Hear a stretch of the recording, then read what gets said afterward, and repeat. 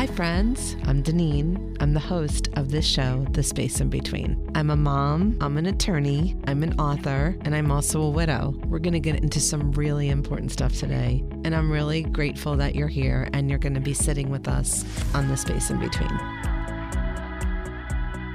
Hi, everyone. Thank you for joining us on The Space in Between. I am so happy to be here today. We are in Broad Ripple, and I have my friend Lori here. I want to introduce you all to Lori Bisser. She is a mom, a wife, a life coach, and yoga teacher. She aims to help women help exhausted women, according to her website, like us, like me, reconnect mind, body, and spirit to get moving in the direction of our dreams. Amen. Yeah. Amen. Lori just recently moved to South Carolina. But prior to that, she was in Indianapolis for how many years? 14 years. For 14 years, where I had the really good fortune of meeting her. Lori came into my life right when I was in a period of change. Some changes were known to me at the time. I knew had just moved to Indianapolis. I was embarking on what I thought was going to be a new and very long part of my life. There were other changes looming that I didn't know were coming that were somewhat traumatic, and they had not yet been revealed. I found Lori's yoga class to be a place of solace and her conversation to be a continual flowing source of support and energy. Aww. I just began gravitating towards her more and more.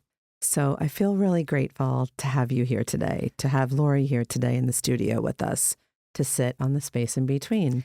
I heard I love you, Lori. So I'm going to say I love you too, Dinine. Aw, thank you. I do love you, Lori. And I'm really grateful to have her on the space in between to talk all things yoga and healing. So I'm just going to dig in and I'm going to ask you, because I've never asked you this question. What drew you to yoga? So at one point, golly day, I don't even know what year it was right now. Many moons ago, my sons were very small children. And my life was sort of just falling apart in every way. And I was looking for something to ground me, and I didn't know that word then, but to make me feel here. Because everything was so chaotic that all of my energy was spread out in a million directions. So I rented a tape from the library when they still had, was it a VHS even? No, it wasn't a VHS. It was a DVD. And I almost died because it was supposed to be a beginner yoga video. And I almost fell a smack on my face in eagle pose. If you know eagle pose, it's probably not really a beginner pose. But anyway, so I didn't practice again for another 6 months. And because I was like, that's stupid. And that's such a yogic thought, right? And so, about 6 months later, I picked it up again with another, because I was trying to be really private about it. Group classes weren't my thing. And I rented another one from the library. So, whatever. It was super easy and it was great. It just was a complete different vibe. And he was the right teacher. It was Rodney Yee, as a matter of fact. I will give him a plug because he deserves one. And was that in Indianapolis? That was in Arizona. So speaking of the space in between, that portion of my life was definitely a literal and figurative desert. So It was very much a space in between. And it gave me the spaciousness, because we had moved from Georgia, where I also had a million friends, to Arizona, the desert, where I really was inviting everyone to do everything that I ever met, and nothing was clicking. It was very interesting. So I feel like the universe, God, the powers that be took away a lot of the distractions from my life so that I could focus on what I really needed, which was to connect to myself and to know better who I am, and also to connect to the divine within. So can I ask you how old your kids were at the time? Yeah, it's really bad because I really think I should have like a timeline of all of our moves tattooed on my arm, because this is like one of those moments I need to turn to my husband, Brad, and be like, what? Where were we? How were we? Wow. Yeah, so I believe it was about 2006. I want to say that may be told. No, 2003. I don't know. It was a long time ago. So they were little. My boys are 27 and 24 now. But they were like in elementary or pre-K? Pre-K and elementary. Yeah. Okay. Yeah. And so you found yourself with some time during the day, but not very many friends. When you say you were in that literal desert and looking for something, some way to connect. Mm-hmm. And so you turned to yoga or tried to. Tried to at first. And then it took, like I said, on that second try, I was a very religious person. And so I really connected to God through religion and through prayer and through studies of the Bible, et cetera, at that point. That was great. But it was when you take away all these relationships with people, you have less places to find God. Because I see God in you. I see God in Anthony over there.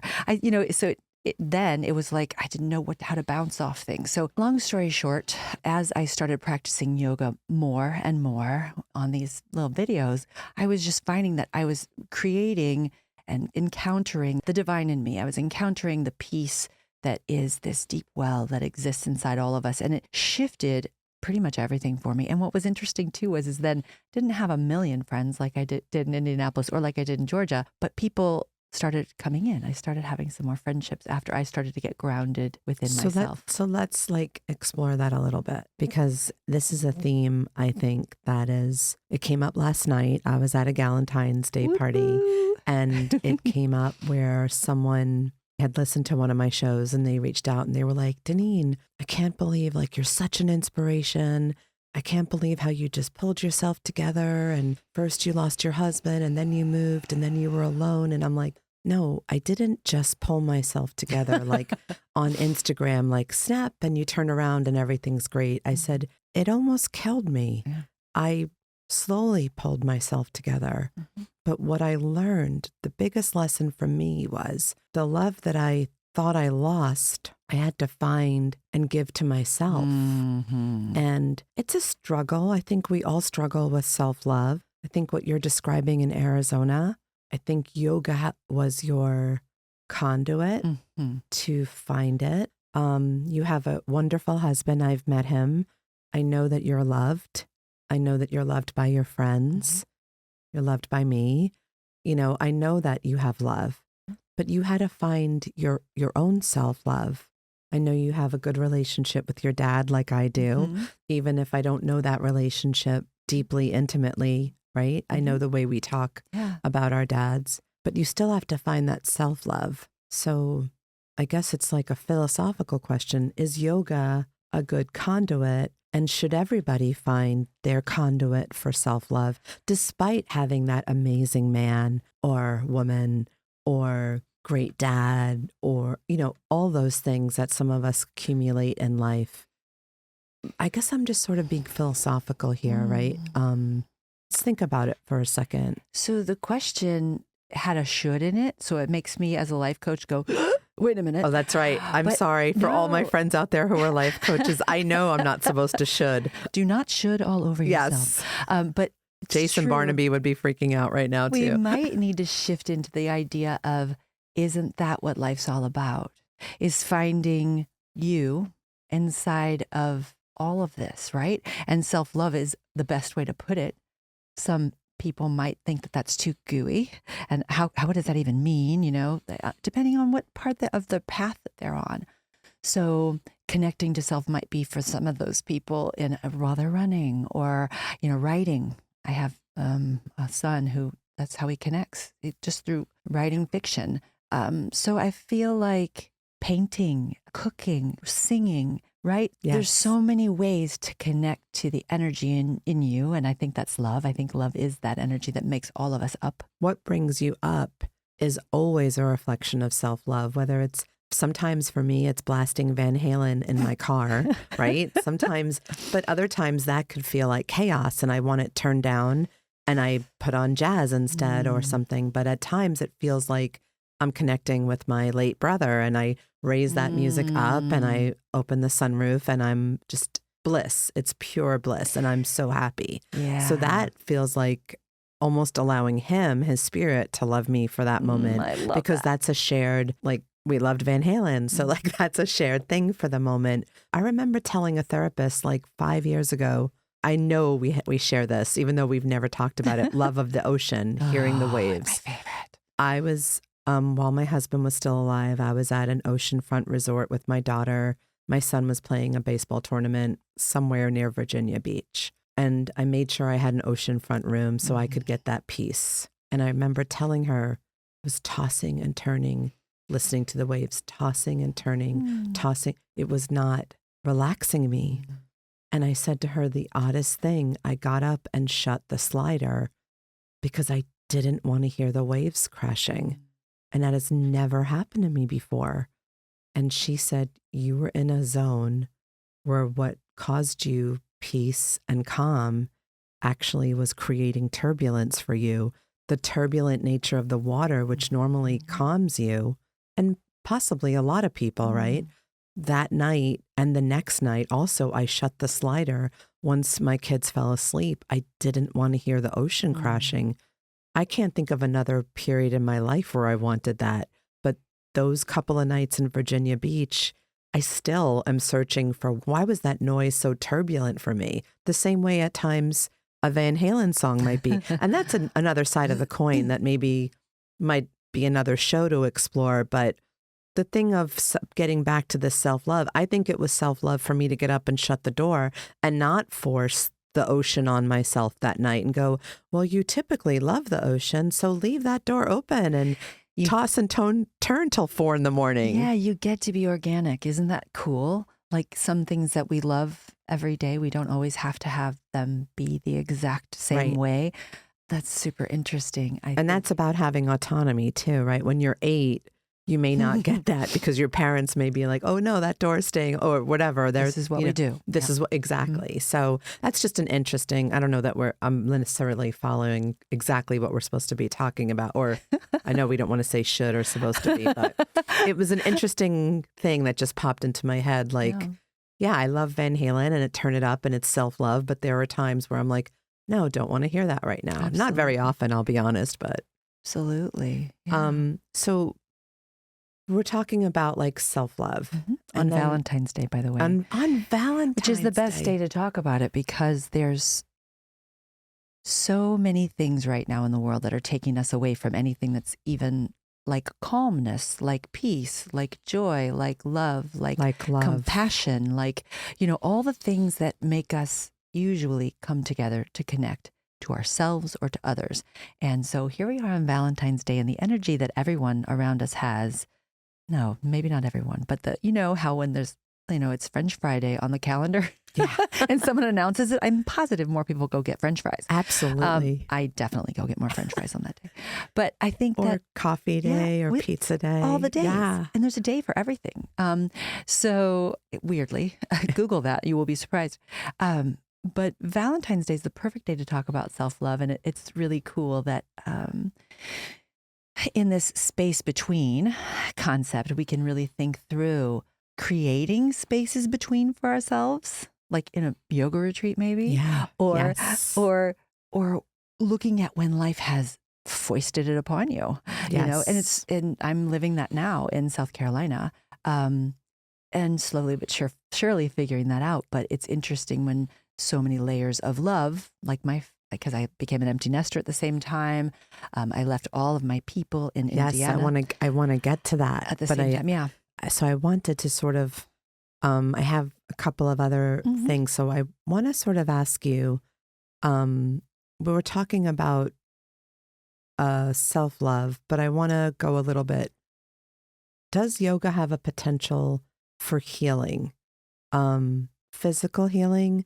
And then I want to sort of go into my own experience with emotional healing. And then I want to talk about a little bit of loneliness. Okay. Like I have a little bit of a flow to get to this. So do you think that yoga has a potential for physical healing? Yes.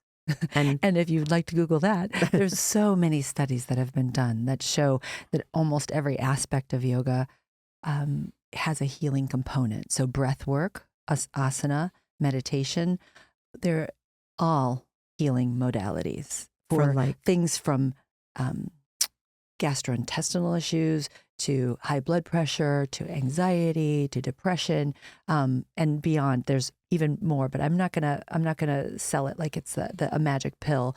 I do feel like it does some weird, awesome things on top of that, like multiplies your time, which doesn't make any sense. But when you have it's like one of those mystical things, like you're like, I feel like I'm connected to my brother listening to Van Halen.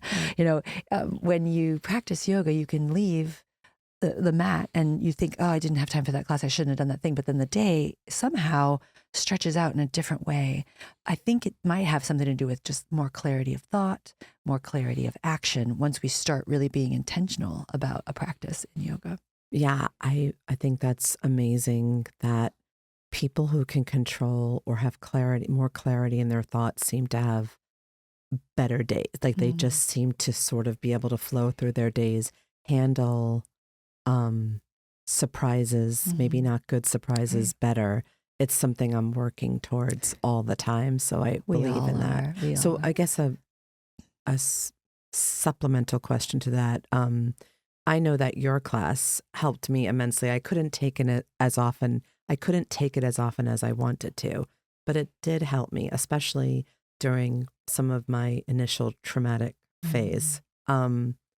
How do you believe that yoga, and I think you've answered this already, supports people with anxiety, depression, PTSD? Sure. So, I know you said breathing, asanas. Right. So when we practice yoga, the whole purpose is to yoke mind, body, and breath. And I think it was Iyengar that said, is that a yogi? Okay.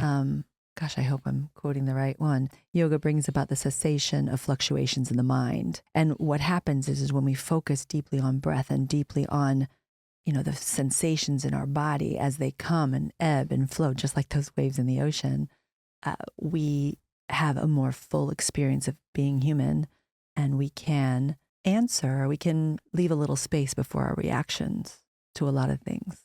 And that's, I think, when you can control that, you really control your world. Yeah. And, just even a simple tool, there's a breathwork tool that for anxiety, depression, confusion, one of those ugly surprises, if just take a moment and breathe it like you're breathing through a straw. So we breathe in really slowly, even through your nose or your mouth, and then blow it out the same way. And what happens is that we slow down our breath just enough that we balance our parasympathetic and sympathetic nervous systems in a way that calms the entire person. So one simple tool. Wow. Maybe we should try that again. Okay. I like that. So if everyone would take just a moment, but don't close your eyes if you're driving. Close your eyes and take a deep breath, just a regular breath. And let it go. Now we'll draw in a deep breath through our nose. And then purse your lips like you're blowing out through a straw and blow the breath out slowly. So there are many, many ways to slow down the breath. There's many, many ways to effect this calming action.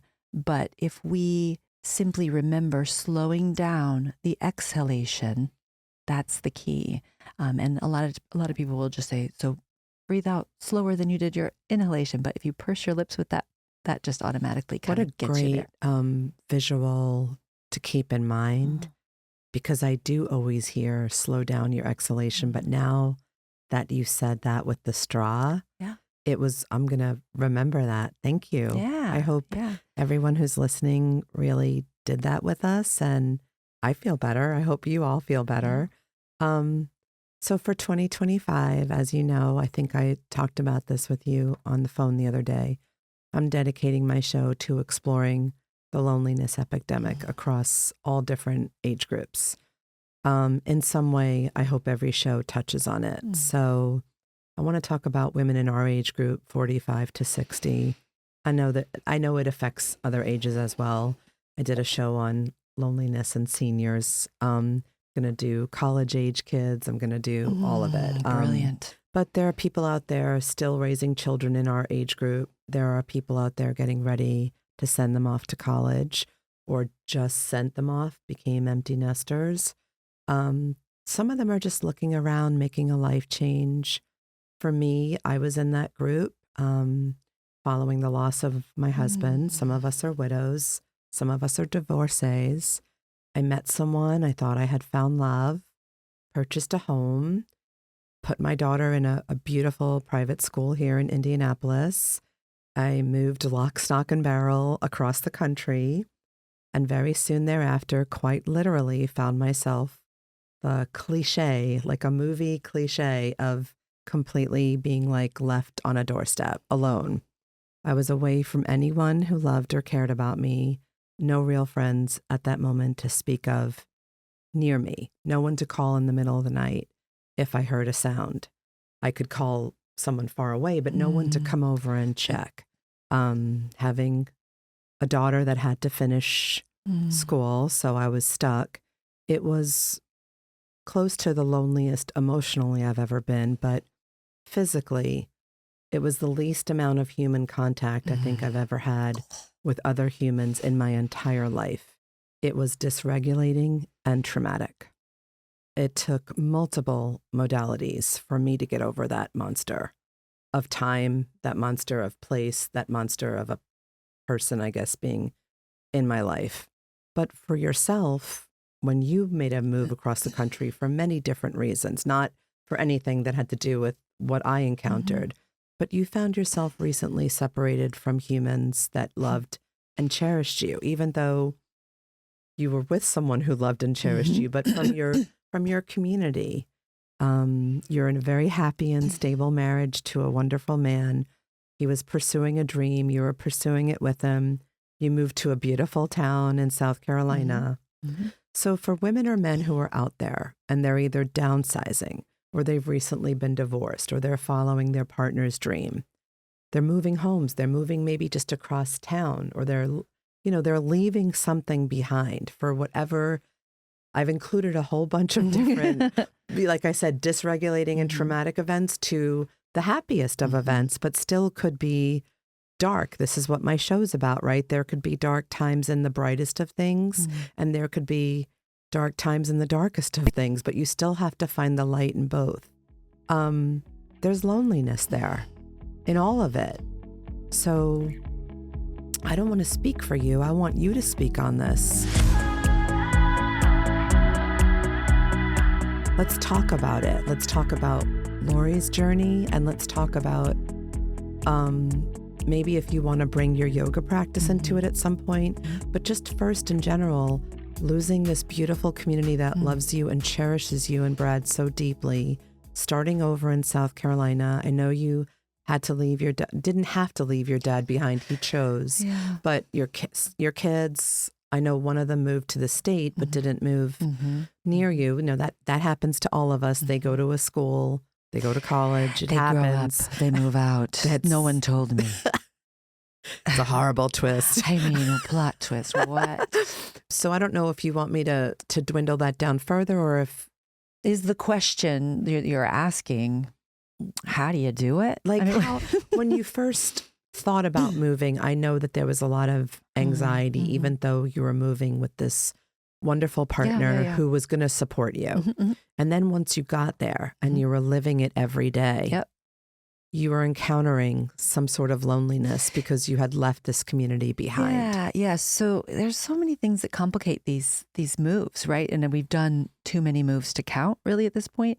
And not to go down a rabbit hole, but as a life coach, I did a whole lot of pitching myself as a really good guide in reinventing yourself. And I feel like the universe reached out and like slapped me across the face and said, "Oh, you want the master course in this, baby?" Oh. So, more than once. And so one of the best pieces of advice that I ever got, it happened when I moved to Indianapolis, and I had a spiritual director at that point. And that was from Arizona? She was in Georgia. I know, it's too complicated. Okay, so sorry. We went from Georgia to Arizona, back to Georgia to Arizona. So it's like, what the heck were we doing? You were ping-ponging. We were ping-ponging, yes. And then the ball started going all over the place to other states. But she said, and then again, I was very religious at the time, and she said, Brad was going to be traveling that first week. She said, go to everything that's going on at your church. Like, pick a thing. Like, it could be, for anybody else, it could be everything that's going on at your country club, everything that's going on at pick a social place where other people will be. Pick a thing and just do everything that's going on there. And I did. And so Indianapolis was a dream. Even Georgia was, it was a little slower start. I had one small child, but that neighborhood, everyone was new. So I had it was easier because everybody wanted to meet people. I was in a new house. So each situation's been different, but I think the main thing is because yoga is a way to connect to yourself and to know that you are great, you are awesome, you are powerful, all is well with you. all the time, no matter what situation you're in. Yeah. So it gives you that groundedness. It gives you that rudder to move through the world wherever you are. So when you talk about yoga Mhm. in this way, my next question, and I think you've sort of touched on it, is how do you think loneliness manifests physically? And does yoga address that tension? Does a yoga practice help release that tension? Absolutely. So how does Loneliness manifest physically. I think it's really interesting that you're asking this question because also as part of menopause, I would say it might manifest as weight loss or weight gain. It might manifest as sleeplessness. It might manifest as, just downright depression, which you can feel in your body. And I think that's another gift that yoga gives you is that you start to be able to feel your feelings in places.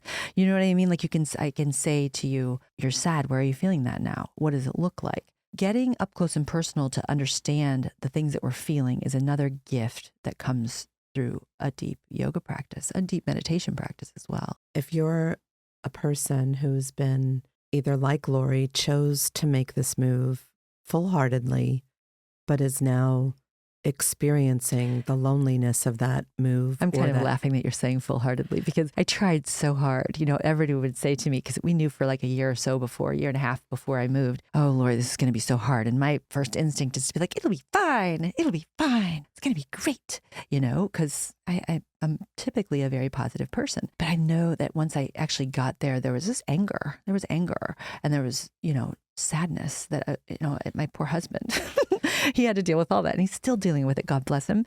I just feel like you can't program this stuff, ahead of time, how it's going to come out. You have to feel what you're feeling when you feel it, or it's going to become one of those monsters like you spoke about before, because your feelings grow and we all need to find whatever modality it is to process that. And so I'm still figuring it out. I've been there since June and I'm not gonna sugarcoat this. It has been, can I say bitch on this? Yeah. It has been I would say a lot more words if I knew I could say bad words. You can say any words you want. It's a podcast. It has been, not fun. But I'm getting to the place now where I'm reprogramming my own speech around this whole thing and my own self-talk around it. Just, build this life. It's that simple. It's like, is what you're doing today going to build this life? There's a few days I didn't get out of bed till very late. I hope my husband doesn't listen to this because he doesn't know that. But he will listen. I may not know. Yeah, he'll listen. Wouldn't you listen if Brad was on a podcast? Absolutely. Okay. So, but no, I'm actually hopefully coming out on the other side of some pretty serious depression right now. Hormones don't help. But this move certainly, is a challenge. So again, build this life for me means schedule things, go out of the house. I'm an extrovert, who suddenly had, I would say hundreds of people pulled out from under her who were communities of people here, so, and not angry directly at Brad, super happy for him. He loves his job. It's a fantastic company. And I know that there's a bunch of friends in South Carolina waiting for me to be discovered. Yeah. And I'm just starting. I got with a little euchre group last week. All my euchre people know awesome. That gives me life. Yeah. Because in yoga, we remove competition, but in euchre, we get it out. In euchre, apparently, it's I just wish I knew how to play. I don't know. I will teach you. I know. Leah and I we have a joint friend named Leah, and I was like, I just want to know how to play competently. She's like, Lori Bisser. And I'm like, Lori's not here. So I just want to know how to play competently and confidently. One day, hopefully I'll learn. But something you said just flew in. As soon as you brought euchre up, all of my synapses fired because I'm like, I want to. But I think going through it, that is something that, again, this woman last night when she was complimenting me on like, look at you and you're so, and I'm like, I went through hell and I don't know that there was any other way to get through moving across the country, starting anew. You made a comment, you're an extrovert. I don't know anymore that I'm an extrovert. I know for sure I'm a pack animal. I know that I'm a pack animal. That's an interesting designation. And I know that I probably want to flow with the leader of the pack. I probably want that. So if you're an alpha, I probably want to be an alpha with you. Like that's probably, and sometimes I can go beta. I don't think that's bad either, but I've been thinking about that a lot. And there's probably some introverted parts of me too. I think, an extrovert as well, but I don't know that I'm full on extrovert because what I've noticed is, as you know, my niece has been battling a diagnosis, a second diagnosis of cancer. And I've noticed that now it's more of a choice. When I'm in New York, I'm on all the time. And when I get back to Indiana, I want to, it's not that I'm forced to switch the off button because I'm alone and there's no one. I'm looking for ways to flick the off button, which is odd. But then I'm like, I miss the pack. I want the pack experience. I want to be part of my own den or my own pack. So right, which is what's really super cool about yoga, because so a yoga class in real time, usually it's a lot of the same people come over and over, and you become your own little community, whether you like it or not, whether you even speak to them or not. There's an energy that happens that you'll have to just experience yourself if you're listening and you don't get what I'm talking about. It's not a creepy, weird thing. It's just like there's so much love in the room, and there's so much, we're there to seek peace and yoking this mind, body, spirit. So that is peace. And so it fills the space. So I have a different question about that, talking about what we're sort of focusing on what's missing and how to grab it through yoga. One time after my brother passed, my husband was diagnosed, my brother had already died.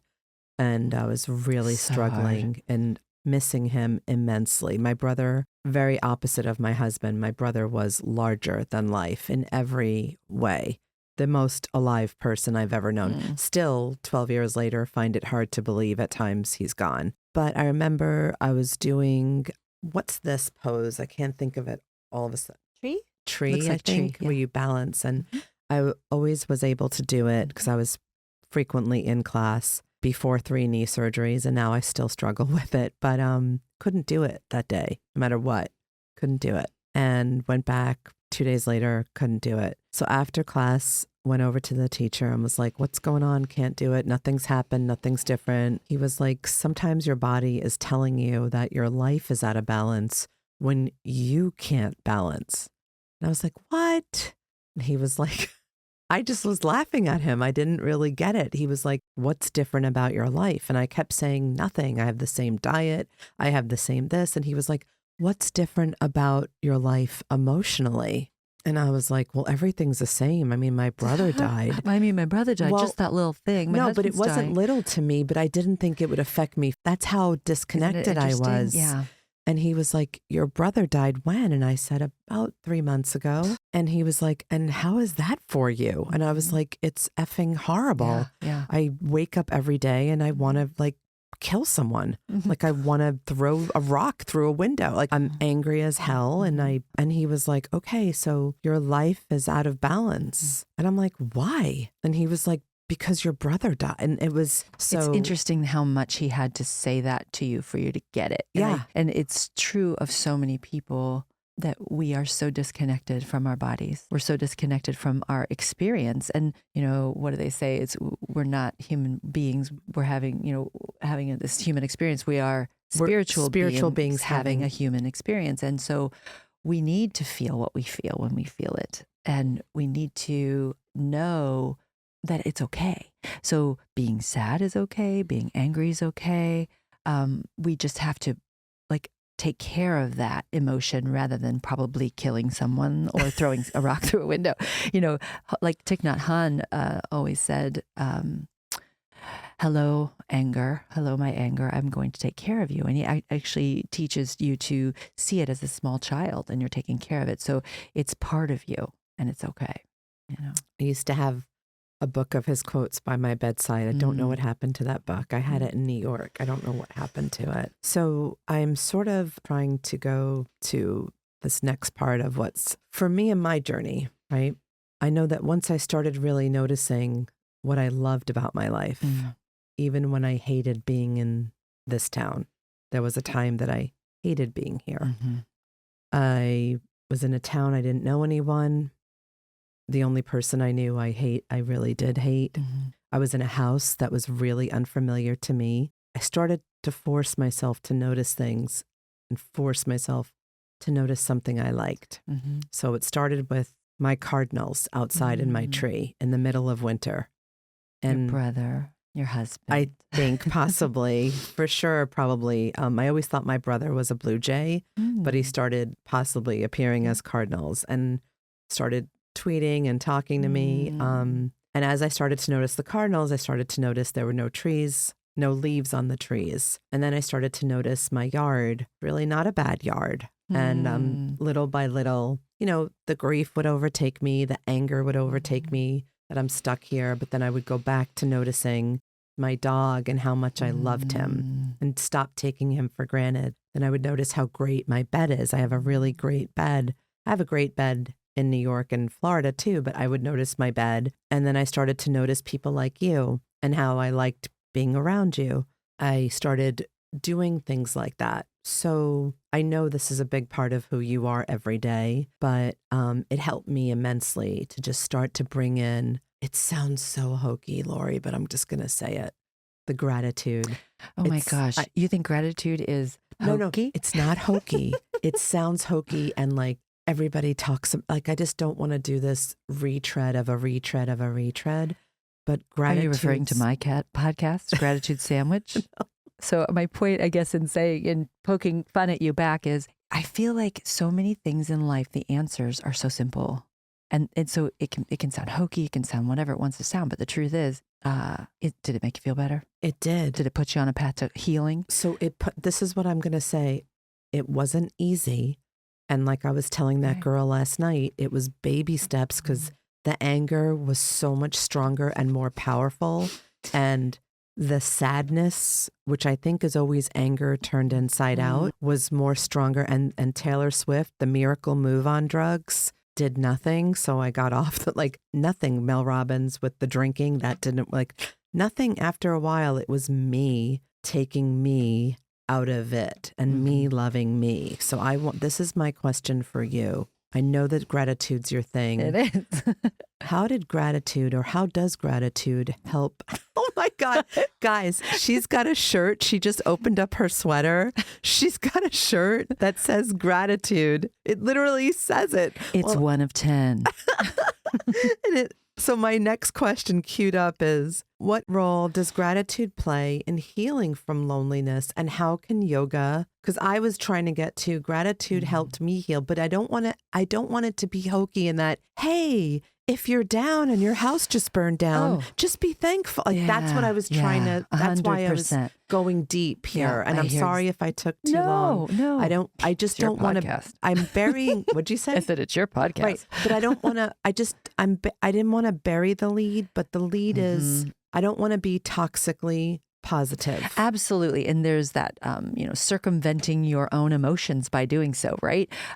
So what role does gratitude play in loneliness, and how can yoga support that practice? Even when someone is miserably miserable, that's the part I wanted to really chime in here. 100%. There are people out there really suffering right now. So what can we tell them right now? We can tell them to not shortcut their emotions. And so it's sort of like what happened to you at the party. I'm sure the girl who was talking to you was lovely when she said, "Oh, look what you're doing. It's so great." Discounting the path. And I don't mean to get all holy roly or biblical here, because I'm not. But St. Paul is a really good example of that. So, the story, he got knocked off a horse. He was like this dude who's like killing all the Christians. And he's not a good guy.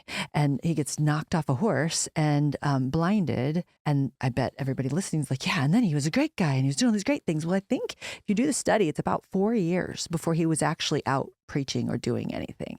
So the story always looks like, oh, yeah, and then he turned on a dime. Well, that's not how humans work. So it took him 4 years. I think it was 3 to 4 years for him to turn around and become this, person who was imprisoned for, his beliefs, and this person who was speaking up about who Jesus Christ was, So none of us can shortcut people's struggles. And I think that's one of the things I love so many people in my life. I'm not going to name names, but you know who you are. That when I'm going through this in the last few months, oh, but you've got this, and but you've got that coming up, and I wanted to, you wanted to punch somebody. I'm like, shut up, because I have to be in what I'm in don't bother fixing me. But where is that? Let's dive into that too. Where is that line? Because when someone's in a dark time, even me, I want to find something good to tell you about. Yeah. Like, you have this amazing husband. And those of us who've lost one, Right. we want to remind you, it's like being a child of divorce. Mm-hmm. I always used to tell my friends, you don't know what that brings, that stability that brings, because you've never lost it. When you grow up as a kid of divorce, you look at kids who have two parents, even if they're not the happiest, Right. if they're committed to each other, when you have one parent off with another woman and one parent, it brings an instability. Yeah. I don't care how much money, time, or whatever those parents have. When there is one person making that parent look the other way, it brings instability. Yeah. And so there's all kinds of instability in our childhoods, and we could pick that apart on a whole nother day. But I think what's challenging is just that same feeling you had with the girl at the party. Don't circumvent what I'm going through or what I went through, or make it smaller. Does it feel like that if someone says you have this amazing support in your husband? Because I would never want to do that. No, there's a difference between that and being like what you were talking about before, about skipping over what's actually happening, like pretending I'm just going to be grateful. I feel like ass, but I'm just going to be grateful. Right. I can't get out of bed, but I'm just going to be grateful that I have a bed. Right. And the truth is yes, that's what winds up getting you through it. But you can't force feed that to anyone, because there's clinical depression is different. This is different. There's a line, right? There's sadness, a line. And so I think taking care of yourself, taking care of your pain, taking care of your fear, taking care of your depression, taking care of your anger, taking care of what's here and being honest about it. If you can turn towards a lot of these feelings and say, like what Thich Nhat Hanh says, I see you, my sadness, my loneliness, I'm going to take care of you. So what would a good friend say to you instead of saying, but you have this coming up? You brought it up in a recent podcast. So-and-so, one of your friends, I didn't catch her name, came over and she just came to you, like brought you soup. Was this you? Wasn't this you? Or like, didn't one of your friends just come to you and take care of you? Yes. My friend Kelly, she came and brought me. I've met her. That makes sense. Yeah. She brought me chicken and rice. And then she brought me, she's a doctor, so she brought me a Z-Pack. Well, there you go. So the point is that be there on the phone, listen, and be there in person if you can, and just show up. If they tell you to get out, but just let them know that you're there. I have a friend here in India. At one point, I literally was like the goofball down on the steps of her house throwing rocks at her window because I wanted her to get out of bed. And I wanted her to come play with me. That's beautiful. Come play with me, take a walk with me. So beautiful. Yeah, so my thing is when you don't have those physical people to be there, the closest thing is a phone call. The closest thing is a letter. Oh my God, I got so many great cards from a lot of people, and all the ones that I got at the going away party, I kind of opened like a box of chocolates over time so that it would help carry me through. So it's being there, letting people have the feelings that they have, watching for red flags, obviously, but being there. Yeah. So where can our listeners find you or a supportive yoga community if they're not in South Carolina near you? So I know that it's Sanctuary Yoga, but do you want to give we're going to have it in the show notes, but go ahead. So you can find me at loribisser.com or sanctuaryyoga.com, same. And I think where people can find a supportive yoga community is by going to a class and seeing how it feels, then going to another class and seeing how it feels, because there's the vibe and the energy of a yoga practice are completely different. And even the definitions of a hatha vinyasa class or definitions of a slow flow class can be completely different.